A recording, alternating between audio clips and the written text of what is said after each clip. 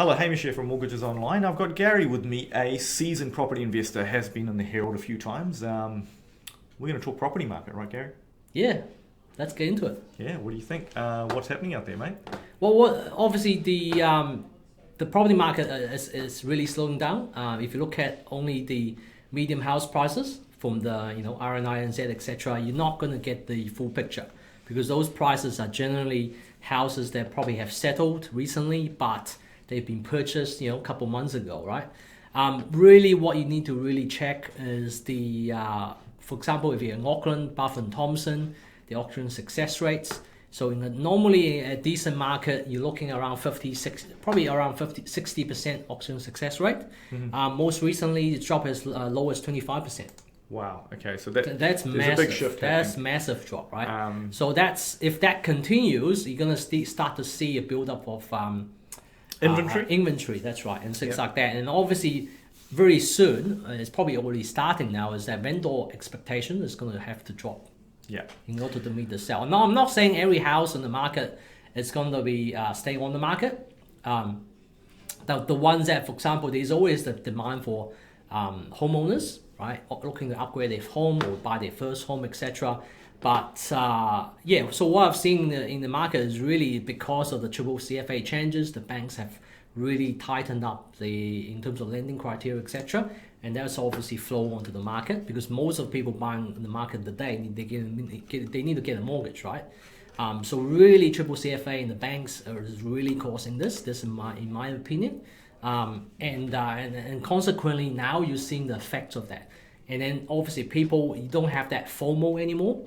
If you look at, if you listen to like Tony Alexander and all these economists, etc., they're all saying FOMO is out, and that's what you see in the market. Auction success rate 25%. That tells you the whole picture of what the market is, especially in Auckland.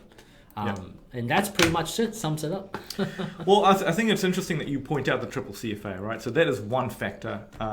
There's probably a few. Let's face it. There's been a whole host of stuff for investors and stuff that's kind of scared them off quite a bit. Well, increase the costs, right? Yes.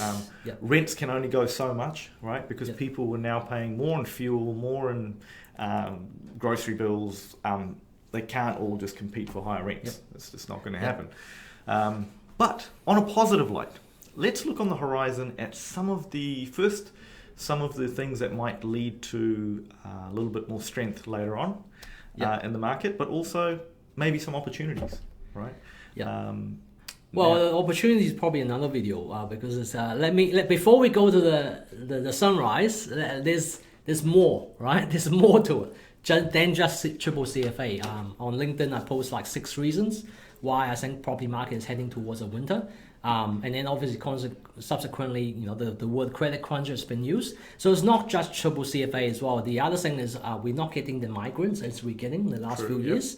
With border opening up, more and more, probably some Kiwis will be leaving to Australia, etc., to escape what's been happening in New Zealand, all right, political sense, and seek for better pay, especially with inflation, double-digit inflation we're seeing really. And the biggest one is interest rates, because the interest rates now is like 3.8, 3.79, 3.85% for 1 year. It has gone to kind of pre-COVID days, right? But the thing is, like, the house prices have gone up 40% since COVID, and we might have dropped back a little bit, right? So the house prices have gone up tremendously, 30, 40%. But the interest rate now is returning to pre-COVID, so affordability is 40% worse. Yeah. And has real wages really gone up that much? Probably not. No, you're right. So that's a big issue, and now the banks have squeezed in the what they call the money bag, the pocket, the funding. So you're having double whammy kind of effect on the property market. Yeah. Now, in terms of the kind of shoots to watch out for, I think, going forward, because I think initially you'll definitely see it reflected on the median prices. Things are going to change. But one thing is, Gary, there's a lot of immigrants that are about to get their PR, permanent residence, a whole bunch, and some of them are ready with cash to buy. I think the other way to look at it is a lot of the issues which have dragged us down on the horizon might only get better. So supply chain will probably start to move a bit easier at some point because a lot of countries outside of New Zealand Yep. are actually opening up. They are actually getting things moving again. And so you might start to see shipping costs and things start to go the other way. Yep. And I think at some point, and I know it's a bit early to talk about, but at some point we are going to see the return of tourism, international students. Yep. These things are going to happen. Yes. It can't get worse, is my point, right? The big issue is unknown is how soon those Yeah, things will come back, correct. right? And then those things you're looking at 12 months plus. Maybe, maybe because if for the longer. pressure is on, Yeah. it could churn. You would hope that it could happen earlier because I know tourism operators out there. Yep. If you're going to let all the Kiwis out, there's nothing for them. they're just hanging on, and you're not replacing with the Kiwis going out with someone coming in. You know, some of those people will not be able to survive. You know?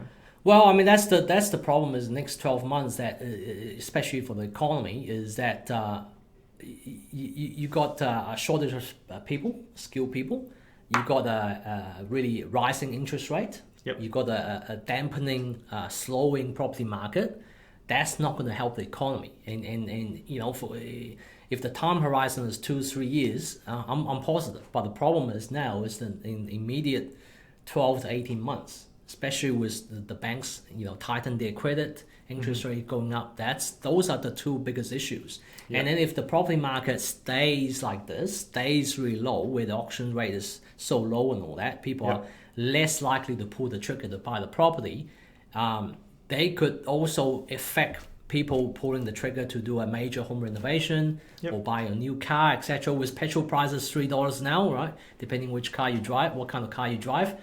So this is a massive headwind that if the government and the Reserve Bank and the banks don't loosen up credit sooner, it's that after effect, Yeah. that flow-on effect is going to affect the economy, and ultimately the economy provide jobs. Well, healthy businesses provide jobs, and that ultimately what keeps the property market up is the jobs. Yeah. At the moment, we got a really low unemployment rate, right? If this credit crunch continues, we're It's going to gonna have a It's gonna have an big impact. Yeah. Well, hey, look, thank you for watching. Hopefully that's been kind of insightful to hear our opinions at the least. But yeah, thanks for coming in, Gary. Right, cheers.